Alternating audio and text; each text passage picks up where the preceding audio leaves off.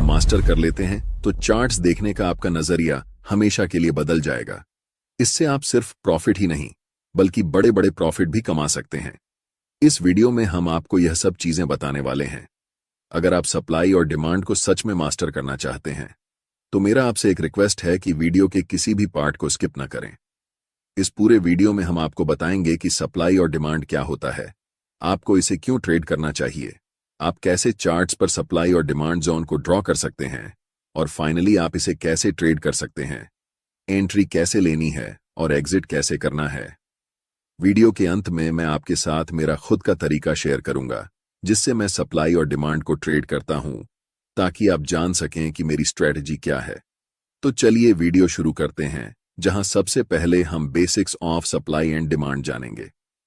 Supply और demand क्या है? बेसिकली सप्लाई और डिमांड एक एग्रेसिव सेलिंग और एग्रेसिव बाइंग होती है, बस इतना ही। एग्रेसिव बाइंग और एग्रेसिव सेलिंग हमें बताती है कि बड़े लोग या बिग बॉयज कहां पर मार्केट में इंटर कर रहे हैं और कहां से एग्जिट कर रहे हैं, और बिग बॉयज प्राइस को किस डायरेक्शन में पुश कर रहे हैं। कैंडलस्टिक पैटर्न को ध्यान से देखो। ये बड़े रेड कैंडल हमें बताते हैं कि यहां पर एग्रेसिव सेलिंग हुई है, यानी कि यहां बड़े वॉल्यूम्स और बड़े मोमेंटम शामिल हैं मार्केट को नीचे लाने में। अब नेक्स्ट चार्ट पर ध्यान दें। आप यहां देख सकते हैं कि यहां पर एग्रेसिव बाइंग हुई है, जिसका मतलब है कि बिग बॉयज बड़े वॉल्यूम और बड़े मोमेंटम के साथ प्राइस को ऊपर ले जा रहे हैं। इन्हीं दोनों चीजों को आपको देखना चाहिए जब आप सप्लाई और डिमांड को ट्रेड कर रहे होते हैं, क्योंकि ऐसे मोमेंटम हमें बताता है कि स्मार्ट मनी कहां पर मार्केट में एंटर कर रही है, मार्केट को किस डायरेक्शन में ले जा रही है और मार्केट से कहां पर एग्जिट कर रही है। और अगर आप छोटे छोटे कैंडलस्टिक्स को देखते हैं तो इसे सप्लाई और डिमांड एरिया नहीं समझना चाहिए। ये सारे स्मॉल कैंडल मार्केट के छोटे छोटे क्यूट बेबीज हैं, और ऐसे कैंडल के साथ न तो ज्यादा वॉल्यूम होता है और न ही मोमेंटम। आपको सप्लाई और डिमांड क्यों ट्रेड करना चाहिए? पहले मैं आपको बताना चाहता हूं कि मैं सप्लाई और डिमांड को क्यों ट्रेड करता हूं। हम उन लोगों के साथ ट्रेड करना चाहते हैं जिनके पास बहुत सारा पैसा है, जिसे हम स्टॉक मार्केट की भाषा में स्मार्ट मनी कहते हैं, और मैं भी बिग बॉयज स्मार्ट मनी को फॉलो करके प्रॉफिट बनाना चाहता हूं। सबसे अच्छा तरीका जिससे आप पहचान सकते हैं कि मार्केट में स्मार्ट मनी कब इंटर कर रही है और कब एग्जिट कर रही है, वह है चार्ट्स पर सप्लाई और डिमांड जोन को पहचानना। जब मार्केट में प्राइस बड़े बड़े रेड कैंडल्स बनाते हुए नीचे की ओर जाती है, उसे हम सप्लाई जोन कहते हैं, और जिस लेवल से प्राइस बड़े बड़े ग्रीन कैंडल बनाकर ऊपर की ओर बढ़ती है, उसे हम डिमांड जोन कहते हैं। हम सिर्फ चार्ट पर बड़े मोमेंटम वाले कैंडल्स को देखेंगे जो हमें बताते हैं कि बिग बॉयज या फिर स्मार्ट मनी मार्केट में प्रवेश कर चुकी है। इस बात को हमेशा याद रखें कि हम रिटेल ट्रेडर्स हैं और मार्केट के बड़े प्लेयर्स के मुकाबले हमारे पास बहुत कम पैसे होते हैं। इन बड़े प्लेयर्स के पास 500 करोड़, 1000 करोड़, 2000 करोड़ जैसी बड़ी रकम होती है। चार्ट्स को ध्यान से देखो। ऐसे मोमेंटम को देखने के बाद आपको पता चल जाता है कि बड़े प्लेयर्स, जिन्हें हम स्मार्ट मनी कहते हैं, इस लेवल पर मार्केट में प्रवेश कर रहे हैं। तो मेरा आपसे सवाल है, क्या आप ऐसी जगह पर खरीदना चाहोगे? अगर आपका जवाब नहीं है तो आप मार्केट में हमेशा के लिए लूजर ही रह जाओगे। लेकिन मुझे पता है कि आप सबका जवाब हां होगा, क्योंकि आप मार्केट में प्रॉफिट बनाने आए हैं और यहां तो आपके सामने मुफ्त पैसे पड़े हुए हैं। आप जानते हैं कि स्मार्ट मनी के पास बड़े पैसे हैं, बड़ी पावर है और उनके पास मार्केट को मूव करने की ताकत है। सबसे बड़ी गलती जो रिटेल ट्रेडर्स कर सकते हैं वह है ऐसे स्मार्ट मनी के खिलाफ ट्रेड करना जो आपसे अनलिमिटेड टाइम बड़ा है। अब आपको पता है कि सप्लाई और डिमांड को क्यों ट्रेड करना है। अब हम जानेंगे सप्लाई और डिमांड जोन को चार्ट्स पर चार्ट्स पर कैसे पहचान सकते हैं। पहला तरीका यह है कि ट्रेड में आपको तभी एंट्री लेनी है जब आपको कम से कम 3 मोमेंटम कैंडल्स दिखें। हो सकता है कि एक मोमेंटम में 4-5 बड़े कैंडल्स हों, लेकिन कम से कम 3 तो होना ही चाहिए, तभी हम ट्रेड में एंट्री ले सकते हैं। जैसे कि इन 3 मोमेंटम कैंडल्स को देखो। ध्यान रखना कि ऐसे छोटे कैंडल्स को सप्लाई और डिमांड मत समझना। इस एग्जाम्पल में हम इन 3 ग्रीन मोमेंटम कैंडल्स का इस्तेमाल करेंगे। दूसरा चीज आपको यह करना है कि ऐसे एरिया ढूंढना है जहां से मोमेंटम शुरू हुआ है, और उन तीनों कैंडल्स के जस्ट प्रीवियस वाले कैंडल पर हम एक रेक्टेंगल बॉक्स ड्रॉ करेंगे। ध्यान देना कि वह बॉक्स कैंडल की हाई और लो को पूरी तरह कवर कर रहा हो। अब जो आपको चार्ट्स पर यह रेक्टेंगल एरिया दिख रहा है, यह पूरा एरिया एक डिमांड जोन है। और अगली बार जब भी प्राइस इस जोन में आएगा तब यहां से आपको बाय ट्रेड में एंट्री करनी है। क्योंकि यहां पर ऐसा हो चुका है तो ध्यान देने वाली बात यह है कि प्राइस इस जोन तक आया और उसके बाद बड़े ग्रीन कैंडल्स बनाते हुए शूट अप कर गया। सोचिए, अगर आप ऐसी जगह पर मार्केट में ट्रेड एंट्री करते हैं तो आप बहुत ज्यादा पैसा बनाने वाले हैं। चलिए अब एक और एग्जाम्पल देखते हैं। इन 3 बड़े रेड कैंडल्स पर ध्यान दें। यहां पर हमें इन कैंडल्स को सिलेक्ट करना है और इन 3 कैंडल्स के प्रीवियस कैंडल की हाई और लो को टच करते हुए राइट साइड की तरफ खींचते हुए एक रेक्टेंगल बनाना है। यह रेक्टेंगल एरिया एक स्ट्रॉन्ग सप्लाई जोन है, इसलिए हमें वेट करना है कि प्राइस दोबारा इस सप्लाई एरिया में आए। और जैसे ही प्राइस सप्लाई जोन के पास आती है, मैं चाहता हूं कि आप ध्यान से देखें कि क्या होता है। प्राइस इस जोन में आने के बाद थोड़ा कंसोलिडेट होती है और फिर एक स्ट्रॉन्ग रेड कैंडल बनाते हुए नीचे चली जाती है। यहां पर प्राइस लिटरली इस सप्लाई जोन के पास आने के बाद कोलैप्स कर जाती है। इससे आप सीखते हैं कि सप्लाई और डिमांड जोन को चार्ट्स पर कैसे पहचानते हैं। अब हम जानते हैं एक और मेथड जिसे हम कंसोलिडेशन मेथड कहते हैं। इस चार्ट पर नजर डालें। यहां पर प्राइस एक टाइट रेंज में ऊपर नीचे हो रही है, जिसे हम कंसोलिडेशन जोन कहते हैं। अब हम एक रेक्टेंगल टूल लेंगे और इस पूरे कंसोलिडेशन जोन को कवर करते हुए राइट साइड की तरफ रेक्टेंगल को ड्रॉ करेंगे। ध्यान से देखिए कि प्राइस इसके बाद क्या करती है। प्राइस इस कंसोलिडेशन जोन को तोड़ने के बाद रीसेट के लिए ऊपर जाती है और जैसे ही वह रेक्टेंगल बॉक्स को टच करती है, प्राइस वहां से नीचे की तरफ आने लगती है। तीसरा मेथड है आपको ऐसे एरिया को खोजना जहां पर मैक्सिमम नंबर में कैंडल्स की लंबी विक्स हों।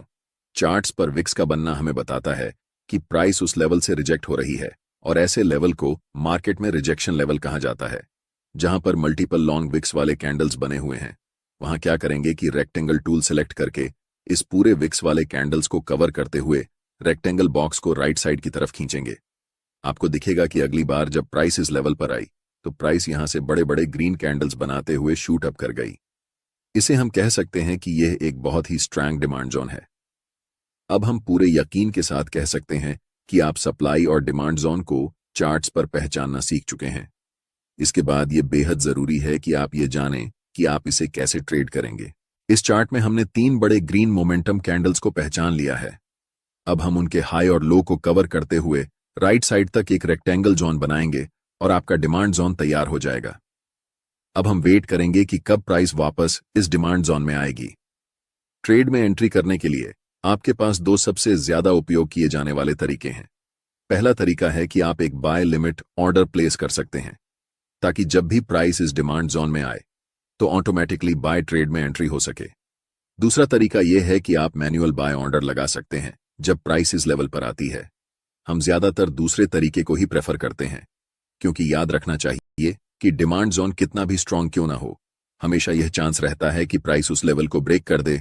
अब हम वेट कर रहे हैं कि कब प्राइस इस डिमांड जोन के पास वापस आएगी। जैसे ही प्राइस इस डिमांड जोन के पास आती है या फिर उसे टच करती है, आपको तुरंत मार्केट में एंट्री नहीं लेना है। पहले मार्केट को कंफर्मेशन देने दो कि अब मार्केट ऊपर जाने वाली है। आप देख सकते हैं कि यहां पर एक 2G कैंडलस्टिक पैटर्न बना है और ये लंबी विक्स हमें बताती है कि प्राइस यहां से रिजेक्शन ले रही है। लेकिन हम अभी भी कंफर्म नहीं हुए हैं कि प्राइस ऊपर ही जाने वाली है, इसीलिए हमें और इंतजार करना पड़ेगा। जस्ट नेक्स्ट कैंडल एक बड़ी बुलिश कैंडल फॉर्म होती है और हम यहां पर कंफर्म हो जाते हैं कि मार्केट अब यहां से ऊपर जाने वाली है, क्योंकि ये बुलिश इंगल्फिंग कैंडल हमें बताती है कि मार्केट में स्मार्ट मनी बाइंग पोजीशन बना रही है। और आप जानते हैं कि स्मार्ट मनी की एंट्री के बाद प्राइस सुपरफास्ट स्पीड से ऊपर जाने वाली है। हम यहां मार्केट में एंट्री लेंगे जिसमें हमारा स्टॉप लॉस स्विंग लो के नीचे होगा। अगर आप ज्यादा सेफ रहना चाहते हैं तो आप अपना स्टॉप लॉस बिल्कुल इस डिमांड जोन के नीचे रख सकते हैं। अगर हम टारगेट की बात करें तो ऊपरी लेवल पर प्रीवियस कुछ कैंडल्स को देखें। यहां पर 3 लगातार रेड कैंडल्स बनी हैं और उनके जस्ट प्रीवियस कैंडल एक लॉन्ग विक्स रिजेक्शन कैंडल है, जिससे हम कंफर्म हो जाते हैं कि यह लेवल एक सप्लाई जोन है। इसीलिए जब प्राइस इस लेवल को टच करेगी, हम अपना प्रॉफिट यहां बुक करेंगे।